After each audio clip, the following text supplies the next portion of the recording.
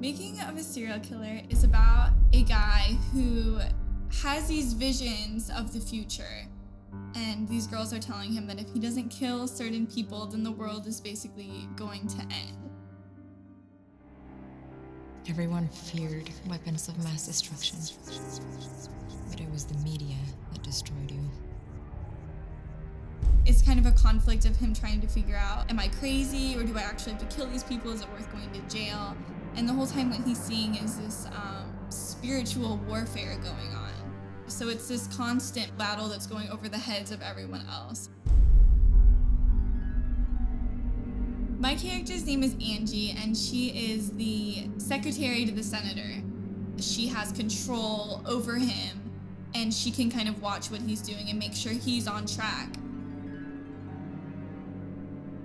She also has to make sure that DJ is kept on track, and so throughout the movie you see her having conversations with DJ Spirit. I became involved in Making of a Serial Killer at first as kind of a date player role. I was gonna play the secretary to the senator. I wasn't evil at the time or anything. I was just normal secretary. Russ called me up and was like, hey, you wanna play a bigger part? You wanna be evil? I'm like, sure, why not? That sounds like fun. This is beneath me. This is war. She'll make the right choice.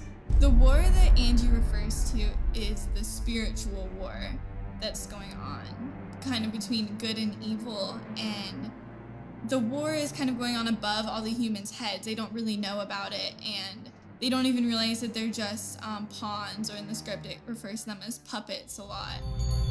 Marionette sergeant. Angie and Tanya and all of them know that judgment awaits them, and they're going to have to face that, but they fight the war anyway. Your labor is in vain. You know how this ends for you. You know it wasn't me who started You this. chose your side.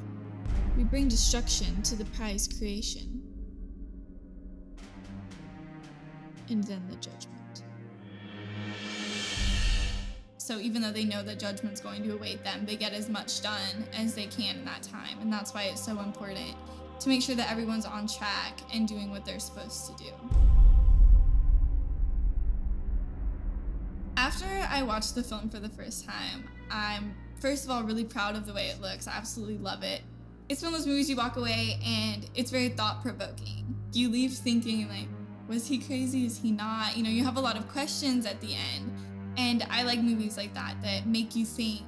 And throughout the movie, there's different stories that are kind of weaving together. And so there'll be like two separate characters that never interact. And you're kind of like, what's the purpose? And when they finally do interact, you go, oh, that's what it really is. So it's one of those that you could watch twice. It's like, now that I know the ending, other things in the beginning will make more sense, or you'll realize things you didn't before.